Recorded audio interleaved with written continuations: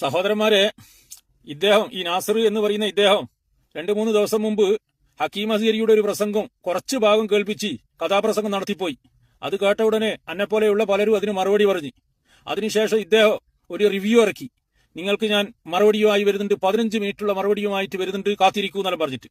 അതും കാത്തിരുന്ന് അങ്ങനെ 15 മിനിറ്റുള്ള വീഡിയോ വന്ന് അത് കേട്ടോക്കുമ്പോൾ അതിലൊന്നും ഈ വിഷയവുമായി ബന്ധപ്പെട്ട കൂടുതലൊന്നും ഇദ്ദേഹം പറയുന്നില്ല.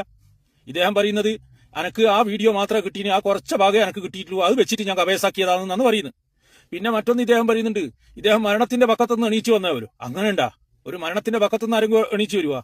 സാധാരണ നമ്മുടെ നാട്ടിലും പറയും കിണറിന്റെ പക്കത്ത് നിന്ന്, അല്ലെങ്കിൽ കോയന്റെ പക്കത്ത് നിന്ന്, അല്ലെങ്കിൽ കടലിന്റെ പക്കത്ത് നിന്നെല്ലാം പൊതുസ്വഭാവമായിട്ട് പറയലുണ്ട്. മരണത്തിന്റെ പക്കത്തുനിന്ന് ആരും എണീച്ചു വരുത്തിണ്ടാ? ഇദ്ദേഹം മരണത്തിന്റെ പക്കത്തുനിന്ന് എണീച്ചു വന്ന വ്യക്തിയാവരും. ഏതായാലും ഇരിക്കട്ടെ. പിന്നെ ഇദ്ദേഹം പറയുന്നത് ആ വിഷയത്തെ കുറിച്ചിട്ട് പ്രതിപാദിക്കാതെ മറ്റു പല വിഷയങ്ങളുമാണ് ഇദ്ദേഹം പറയുന്നത്. മക്ബറ ദിയാറത്തും അതുപോലെ തങ്ങളന്മാരെ ബഹുമാനിക്കുന്നതും തങ്ങളെ കൈപിടിച്ച് മുട്ടുന്നതിനെ കുറിച്ചിട്ടല്ലാന്ന് ഇദ്ദേഹം പറയുന്നത്. നാസർ ഭായി, അതിനെക്കുറിച്ചിട്ട് നമുക്കൊരു സംവാദമാണെങ്കിൽ നമ്മൾ റെഡിയാന്ന് നാസർ ഭായി. നിങ്ങളുമായിട്ട് സംവദിക്കാൻ നമ്മളെപ്പോലെയുള്ള നാടൻ മനുഷ്യന്മാർ ധാരാളമാണ്. കാരണം നിങ്ങളോട് ഖുർആനും ഹദീസൊന്നും ഓതിയിട്ട് പറയേണ്ട ആവശ്യമില്ല, നിങ്ങൾക്ക് അത് തിരിയുമെന്ന് എനിക്ക് തോന്നുന്നില്ല. അതിന് വേണമെങ്കിൽ നിങ്ങൾ ഖുർആനും ഹദീസും ഓതിയിട്ടാണ് വരുന്നെങ്കിൽ അതിന് പറ്റിയ ആൾക്കാർ നമ്മളെ കൂട്ടത്തിലുണ്ട്. ഏതായാലും അതിനൊന്നും ഇപ്പം നമ്മൾ മുതിരുന്നില്ല. നിങ്ങൾക്ക് അതിന്റെ ആവശ്യമില്ല എന്ന് മനസ്സിലാക്കിയതിന്റെ അടിസ്ഥാനത്തിൽ ഇപ്പൊ അതിന് മുതിരുന്നില്ല. പിന്നെ ഈ കാര്യങ്ങളല്ലോ, ഈ മക്ബറ സിയാറത്ത്, അതേപോലെ തങ്ങന്മാരെ ബഹുമാനിക്കൽ, ഉസ്താദുമാരെ ബഹുമാനിക്കൽ എന്നുള്ള നമ്മളെല്ലാവരും വിശ്വാസത്തിന്റെ ഭാഗമായിട്ട് നമ്മൾ ചെയ്യുന്നതാണ്. നമ്മളൊരു സുന്നത്തിന്റെ ഭാഗമായിട്ട് കാര്യങ്ങൾ ചെയ്ത് മുന്നോട്ട് പോകുന്ന ആ വിശ്വാസം നമ്മൾക്കങ്ങ് വിട്ടു തന്നെ. നിങ്ങൾക്കതിന് താല്പര്യമില്ല.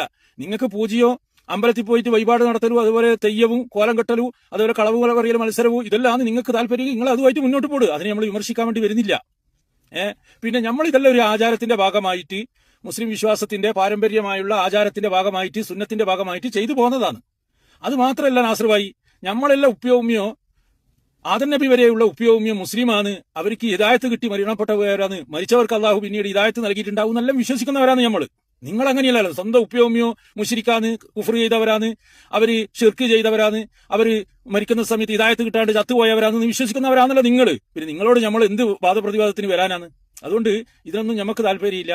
നിങ്ങൾ ഈ വിഷയത്തെ കുറിച്ചിട്ട് എന്തെങ്കിലും പറയുമെന്ന് വിചാരിച്ചിട്ടാണ് ആ 15 മിനിറ്റുള്ള വീഡിയോ കേട്ടെ. അതിലൊന്നും നിങ്ങൾ ഈ വിഷയത്തെ കുറിച്ചിട്ട് പറയുന്നില്ല.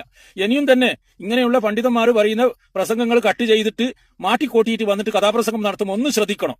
നിങ്ങളെപ്പോലെയുള്ള ആൾക്കാരോട് ഇങ്ങനെയുള്ള ചോദ്യങ്ങൾ ഉന്നയിച്ചിട്ട് ആൾക്കാർ വരാനുണ്ട്. നമ്മളെ സുന്നി പണ്ഡിതന്മാരുടെ മേത്ത് കയറിയിട്ട് നിരങ്ങിയിട്ട് അങ്ങ് പോകാമെന്ന് നിങ്ങളെപ്പോലത്തെ ആരെങ്കിലും വിചാരിക്കുന്നുണ്ടെങ്കിൽ അത് നടക്കൂല. അത് പണ്ടായിപ്പോയി.